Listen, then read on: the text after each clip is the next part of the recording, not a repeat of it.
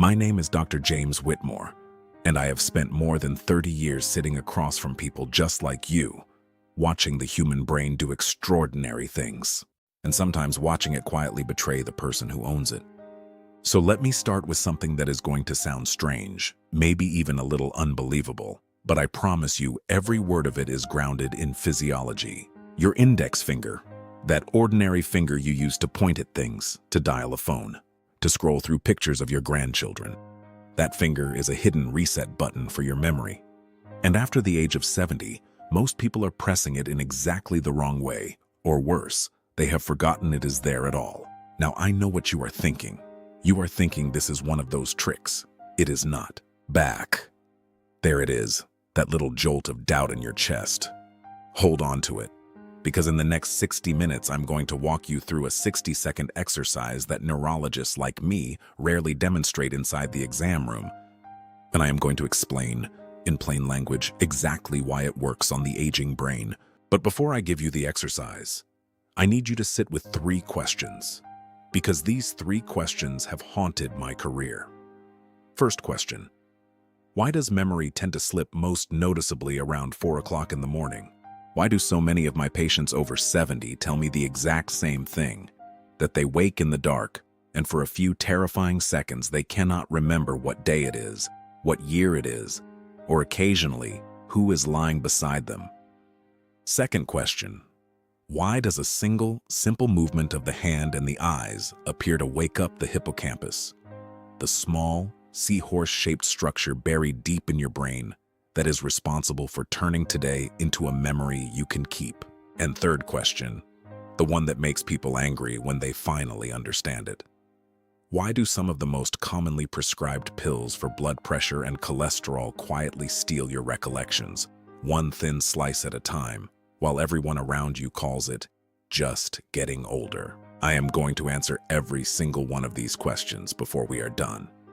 I give you my word, nothing left hanging, nothing left vague. But if you want to protect what is left of your sharpness, and I mean truly protect it, do me one small favor right now. Subscribe to this channel and tap that like button. Not for me. For the version of you that wants to still be recognizing faces at 85. The most important part is coming, and I do not want you to miss it. All right, let me take you into the actual machinery, because once you understand how memory is built inside your skull, the 60-second exercise stops feeling like a gimmick and starts feeling like common sense. Here is the nuance most people never hear. Your memory is not a filing cabinet. It is not a hard drive with folders. Memory is an electrical and chemical event that happens across living tissue that is soaked in blood, oxygen, and glucose every second of your life. When you were 30, that tissue was greedy for blood, and it got everything it demanded. But somewhere after 60, and certainly by 70, the arteries that feed the deep structures of the brain begin to narrow, stiffen, and lose their spring. The medical term I wrote in 1,000 charts is arteriosclerosis. But let me put it the way I actually explain it to the frightened man sitting on my exam table. Your brain is still hungry. The delivery trucks just keep getting stuck in traffic. And the neighborhood that suffers first, the neighborhood at the very end of the delivery route, is the hippocampus, that little seahorse. It sits deep. It sits far from the main supply, and it is metabolically expensive to run. In my practice, 9 out of 10 people who first notice memory trouble are not losing brain cells in some dramatic wildfire. They are starving specific circuits of blood, slowly, quietly, over years. I remember a patient. I will call him Walter, because I still protect the names of the people who trusted me. A retired school teacher, 74 years old, sharp as a tack in every way except one. He kept losing the thread of his own sentences. He would start telling me about his garden, and halfway through, his eyes would go blank, and he would say, "Doc, where was I?" His family was terrified. They had already looked up nursing homes. And here is the thing that mattered. His scans did not show what everyone feared. What they showed was reduced perfusion, reduced blood flow, to exactly the region I just described. His brain was not dying. It was thirsty. And that distinction, that single nuance, changes everything about what you can do. Now listen to me carefully, because this is where the first trap hides. While you are sitting there listening to my voice right now, there is a process happening in your body, especially if you are over 70, that peaks in the darkest hours of the night, right around 4 o'clock in the morning. Your blood pressure naturally dips during deep sleep. That dip is healthy for your heart. But in an aging brain with narrowed arteries, that same nighttime dip can drop the blood flow to the hippocampus below the level it needs to hold information steady. That is why you wake in the dark, disoriented, grasping. That is your biological timer going off. And most people never connect the 4 a.m. confusion to the daytime forgetfulness. But they are the same story told at 2 different hours. So keep that 4 o'clock moment in your mind. We are going to come back to it. And when we do, you are going to understand why the 60-second exercise is best done at a very specific time of day. But I am getting ahead of myself, and I promised you plain, orderly answers. Let me stay with the physiology, because I want you to really feel it. When blood flow to a brain region drops, the neurons do not die immediately. They go quiet. They stop firing efficiently. Think of a house where the power company has cut the voltage in half. The lights still work, but they flicker, they dim, and the refrigerator that keeps your food, your memories, stops running properly. The food spoils. That is short-term memory loss in an underperfused brain. The information comes in, but there is not enough energy to write it down and lock it away. And here is the cruel part, the part that makes families weep in my office. The person experiencing this often knows it is happening. Walter knew. He felt himself losing the thread, and he could do nothing to grab it back in the moment. That awareness, that helplessness, is one of the most painful things I have witnessed in 3 decades of practice. But awareness is also the doorway out. Because if the problem is largely about blood flow and circuit activation, then the solution is not some exotic drug. The solution is about doing something that increases perfusion to the hippocampus and forces the 2 halves of the brain to talk to each other on demand. And that, my friend, is precisely what the 60-second exercise does. I will get you there. Stay with me.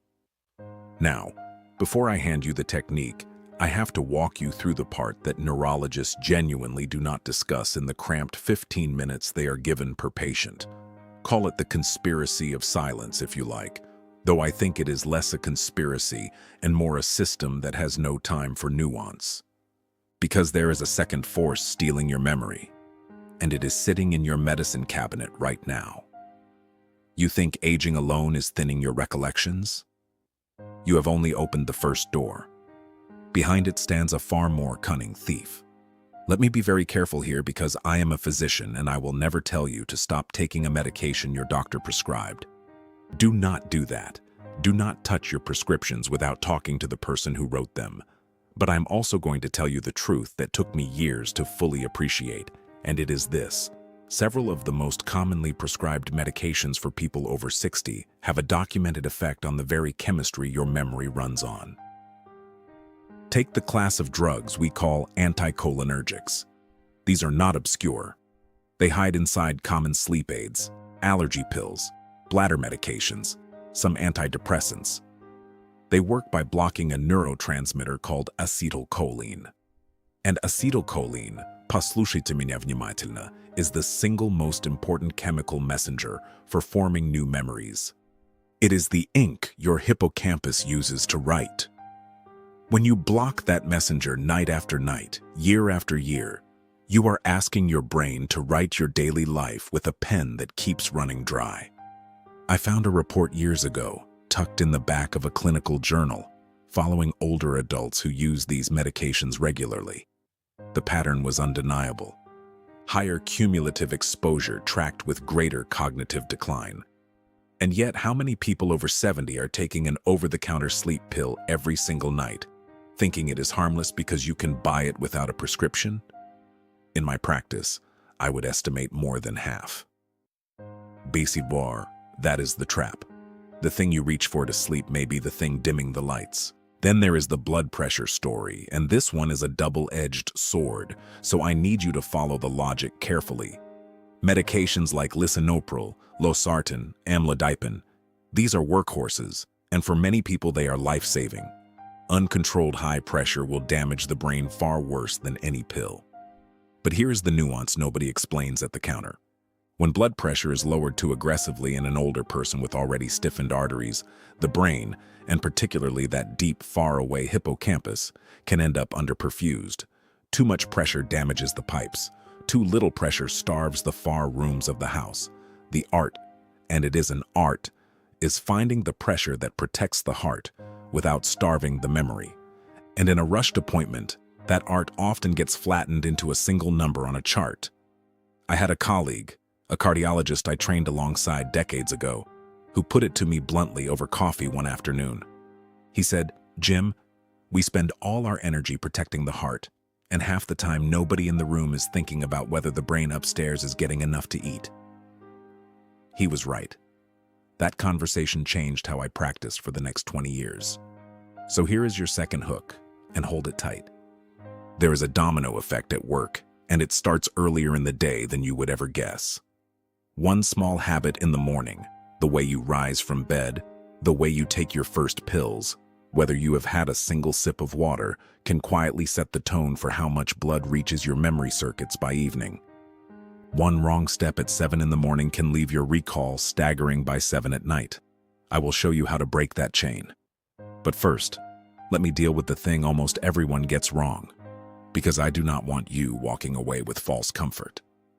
You have probably been told by a well-meaning relative or a magazine in a waiting room that the answer is crossword puzzles. Do the crossword, they say. Keep the mind busy. And I want to be fair. Mental engagement is good.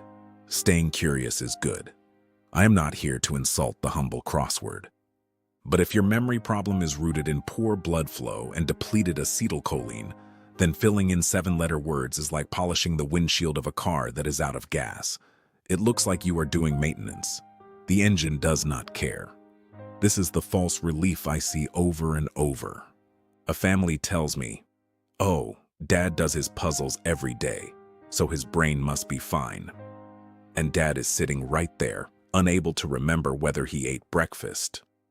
Puzzles exercise a skill you already have. They do very little to increase perfusion to the region that is actually starving. So please, do not mistake activity for circulation. They are not the same thing, and the confusion between them cost people years of decline they might have slowed. Now, I promised you a mechanism, and I am a man of my word. So let me finally start turning toward the exercise itself, though I am going to make you understand it before I let you do it. Because a technique you understand is a technique you will actually keep doing.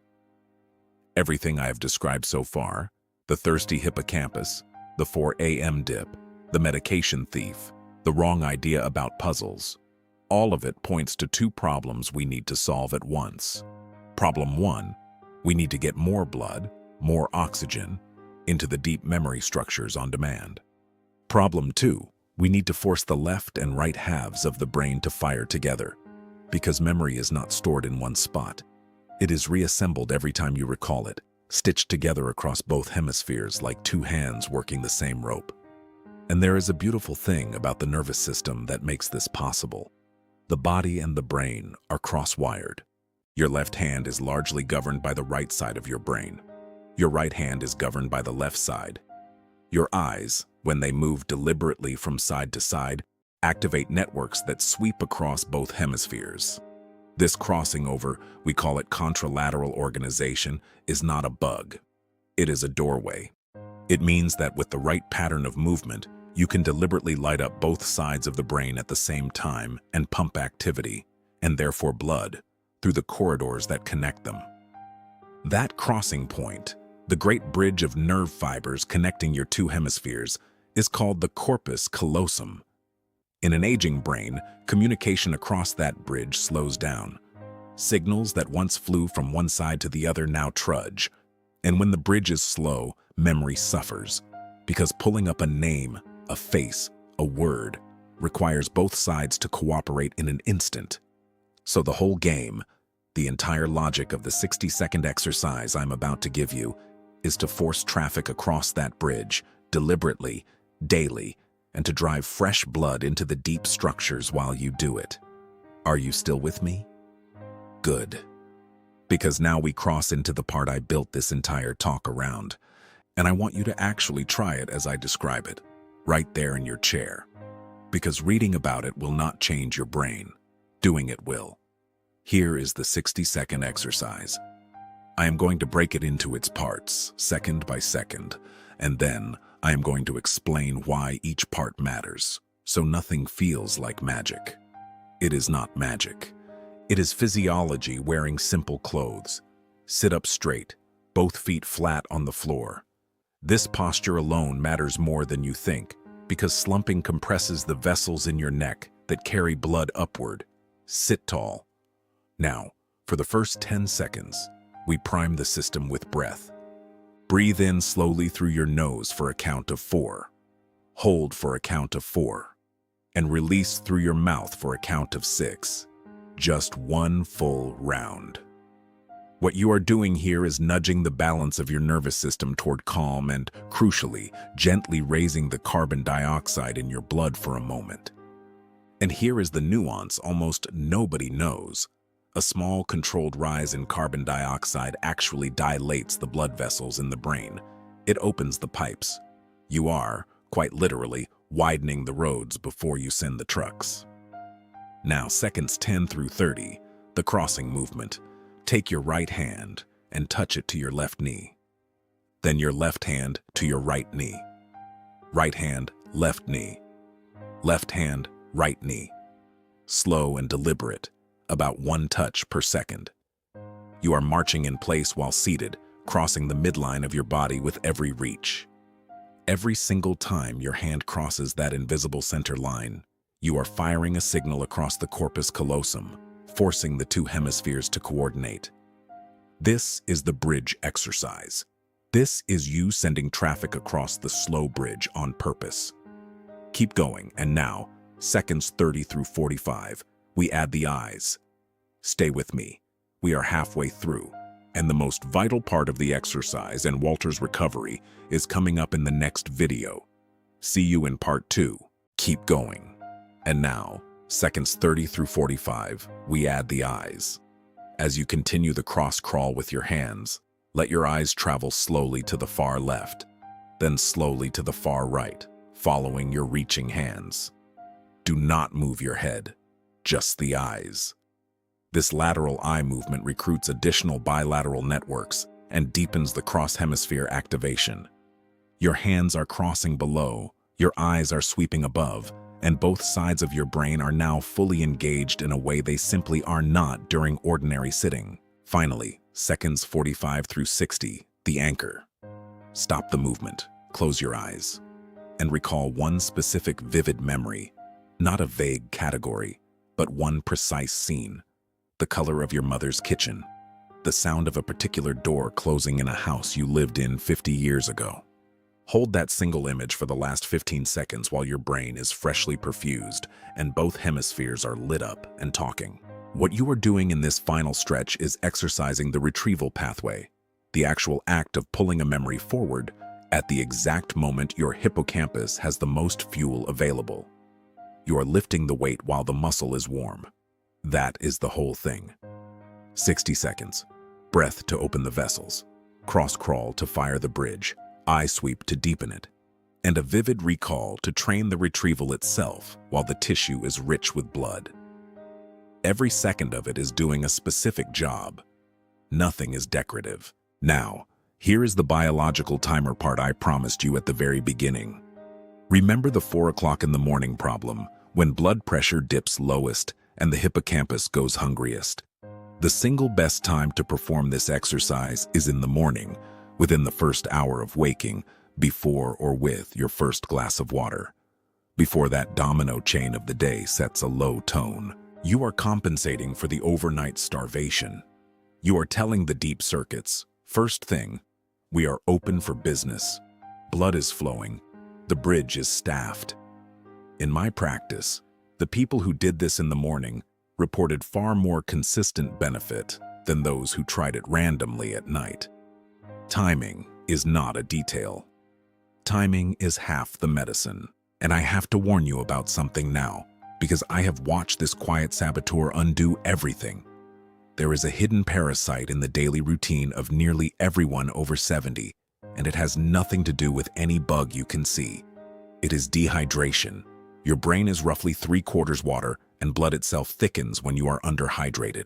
Thicker blood moves more slowly through those already narrowed vessels, which means less oxygen reaches the very region we are working so hard to feed. And older adults lose their sense of thirst. The signal fades with age. So you can do this beautiful 60-second exercise, do it perfectly, and then undermine it entirely by going the whole day on 2 sips of tea and half a cup of coffee. I have seen it. A patient does everything right and wonders why it is not working. And it turns out she had not had a real glass of water before noon in years. The exercise opens the road. Water is what actually flows down it. Do not do one without the other. Let me stay honest with you, because I did not build my reputation over 30 years by overpromising. This 60-second exercise is not going to reverse a serious disease of the brain. If someone has a genuine, advanced neurodegenerative condition, no single movement is going to undo it, and any person who tells you otherwise is selling you something. What this exercise does, and what the science of blood flow and bilateral activation genuinely supports, is help you get more out of the brain you have. It improves the conditions under which your memory operates. For the enormous number of people whose forgetfulness is driven by sluggish circulation and understimulated crossing pathways rather than actual tissue destruction. And in my experience, that is the majority of the worried people who walk through my door. It can make a real, felt difference in the sharpness of daily recall. I would not have spent this hour telling you about it if I did not believe that with my whole chest. Now let me return to Walter, because his story is not finished, and it carries the point home better than any explanation I can give. When I understood that his problem was perfusion, not destruction, I gave him this exact protocol. Morning timing. A full glass of water first. The breath, the cross crawl, the eye sweep, the vivid recall. I asked him to do it every single morning without exception, and I will tell you plainly, I was cautiously hopeful, not certain. 3 weeks later, his daughter called my office, and she was crying, but they were not the tears from before. She said her father had finished an entire story about his garden, from beginning to end, without once losing the thread. He remembered where he was. He remembered to circle back to the point. Now, I am a scientist. I know a single case is not proof of anything, but I had seen enough of these across 3 decades to recognize the pattern, and Walter was not the exception. He was the rule I had been watching quietly for years without a name for it. Here is the deeper reason it works, the reason I want lodged in your mind, so you never abandon this practice out of doubt. Every time you cross that midline and force the hemispheres to cooperate, you are not just moving blood in the moment, you are exercising the connective pathways themselves, and the brain, even the older brain, responds to demand. We used to believe the aging brain was fixed, finished, incapable of change. We were wrong. The brain remains plastic, capable of strengthening pathways that are regularly used, well into our 80s and beyond. When you demand that the bridge carry traffic every morning, the bridge stays open. When you stop demanding it, the bridge falls into disrepair, the way an unused road cracks and weeds grow through it. Use is the whole thing. 60 seconds of use every morning is you refusing to let that road close. And this is where I have to give you the hardest truth of the entire hour, the finale I have been circling. Everything I have told you so far, the thirsty hippocampus, the medication thief, the water, the bridge, all of it, is only the setup for one final realization. And it is this: the greatest threat to your memory is not any single one of these forces. It is the belief that decline is inevitable, that this is simply what happens, that there is nothing to be done, so you might as well not bother. That belief is the real thief. Because a person who believes their memory is doomed stops doing the very things that would preserve it. They stop drinking water. They stop moving. They stop demanding traffic across the bridge. And the brain, sensing no demand, obliges by going quiet. The prophecy fulfills itself. I have watched capable minds surrender not to disease, but to the idea of disease. That surrender is the fatal outcome I fear most in my patients. And it is the one thing entirely within your power to refuse. So let me bring us all the way back around to that finger I mentioned at the very start, the one I called a hidden reset button. Now you understand what I meant. It was never magic in the finger. It was the crossing. Every time your hand, that pointing, dialing, scrolling finger, reaches across the midline of your body to the opposite knee, it presses the reset by forcing your two hemispheres to shake hands. The button was real. The button is your own body, cross-wired by nature to be reset on demand. If only someone had told you it was there. Now, someone has. Now you know. Do this 60-second sequence tomorrow morning. Water first, then breathe to open the vessels, then cross right hand to left knee, left hand to right knee for 20 seconds, then sweep the eyes. Then close them and reach back for one vivid, specific memory and hold it while the tissue is rich and warm. And then do it again the next morning and the one after that. The brain rewards the person who shows up daily. It always has. If this hour gave you even one thing you did not have before, one piece of understanding, one small hope you can act on, then do the two things that let me keep making these for you. Subscribe, so the next person who is lying awake at 4 in the morning, frightened and grasping, finds their way here too.